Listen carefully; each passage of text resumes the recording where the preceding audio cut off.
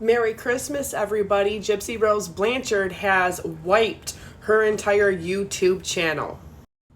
That's right. You heard me correctly. She has wiped everything, all her videos and her shorts, which was only like 3 of them, off of her channel with 71.2K subscribers. Took down the photo, the cover art, all of it, and left this. You know what this means? Everybody's Christmas wish will come true. That she may just permanently delete it because she's done. She's canceled. This convicted murderer is off social media.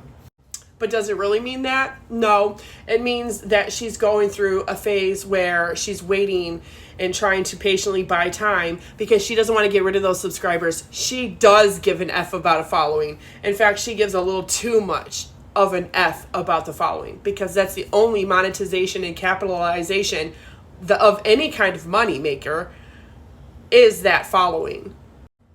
Without that, or the 9.9 million that follow her on TikTok, Gypsy Rose wouldn't be getting shows with Lifetime or HBO or anything else for that matter.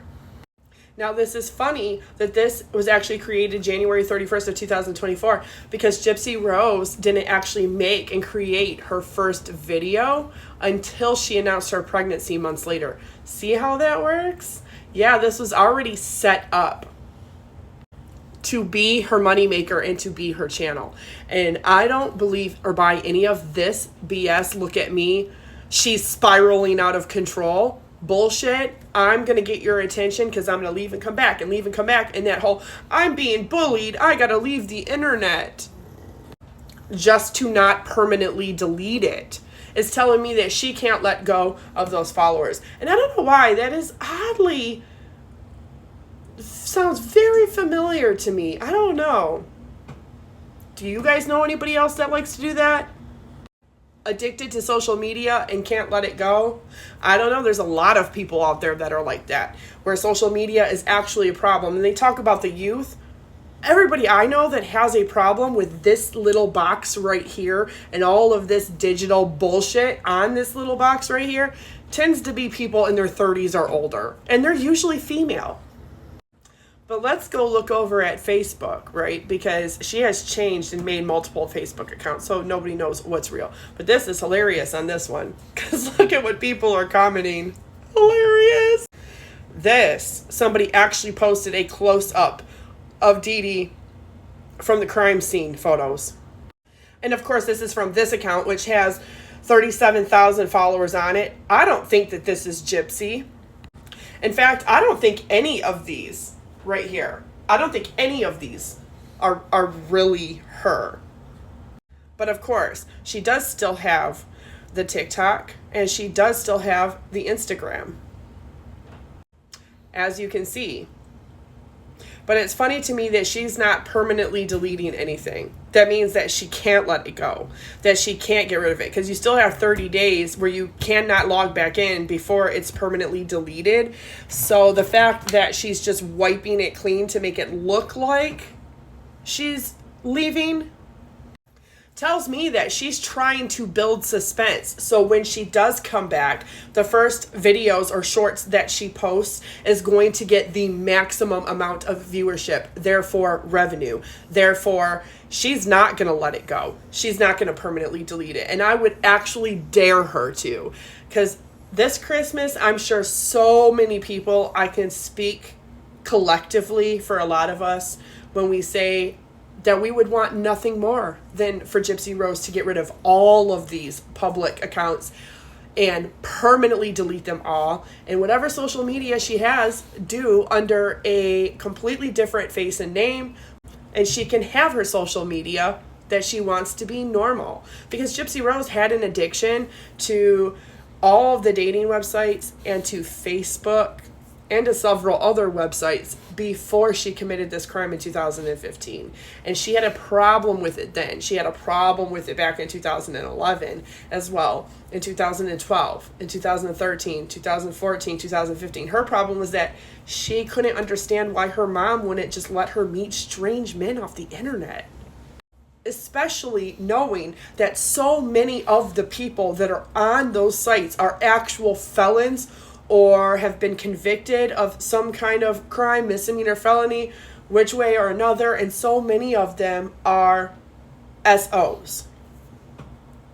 But Gypsy will never come out and tell you the flat out truth that her mom was trying to protect her and was trying to protect other people from Gypsy, because Gypsy's behavior was so erratic and impulsive that it was a danger to herself and to others. Going out there and meeting somebody that you have only been talking to for not even 4 days on the internet is not you knowing somebody at all. And Gypsy has proven that time and time and time again. She talked to Nick for almost 3 years through Facebook, through text, through ChristianDatingForFree.com. And she still never in all those years got an actual sense of who and what he really is in real life and how he lived day to day.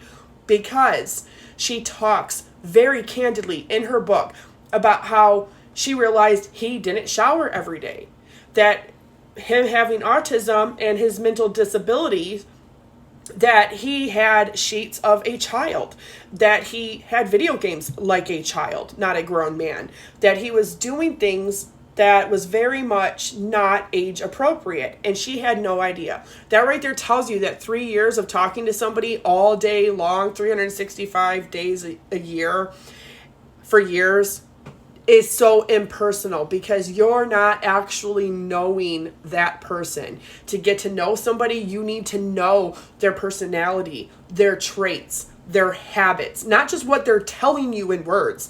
That's the least way to get to know somebody. You have to get to know them by how they behave in real life, their routines, their choices, the way they live, the way they operate. And you cannot do that. Clearly, Gypsy had talked to Nicholas, go to John, for almost 3 years and still had no idea of how much autism and his mental disability played a role in his everyday life. No idea. So I think that everybody, including myself, when we think that Dee Dee was trying to protect Gypsy, that she truly was trying to protect her from herself, from making bad, negative, impulsive, pessimistic choices, and going after men on the internet who she had absolutely no idea who they were. The Dan situation is the same exact thing. She had no idea that he's living with other people, that he can't just leave because he's on probation, that he had committed a crime before. She had no idea if the other people she spoke to were not SOs, that other people that she spoke to were not only reaching out to her because she actually looked like a 14-year-old child, and not just any, a 14-year-old disabled child. If you ask me, she used the internet and she used social media websites and other websites in the commission of her crime. Gypsy Rose Blanchard should be like anybody else who commits identity theft or bank fraud or check fraud or unlawful use of a debit or credit card. When they are told that they're not allowed to use the internet anymore and that they're not allowed to have any kind of social media pages, they should have done that with Gypsy, because the internet and social media played such a crucial role in her plan to unalive her mom and solicit a co-conspirator to help aid and abet her. She also used it as getting an accessory to her murder of her mother. Gypsy should absolutely not be on the internet. And the fact that she's utilizing the internet in the same pessimistic, negative, impulsive, erratic way for her own self-gain and benefit. And when it doesn't go her way, she throws a fit, she spirals, and then she just throws all of this, trying to get your attention, because otherwise people don't give a fuck. But I think Gypsy Rose Blanchard very much gives a fuck. And she gives a fuck too much, because otherwise she would permanently delete these accounts, and she would do it quietly, not making a fuss about it. Maybe Christmas wishes do come true.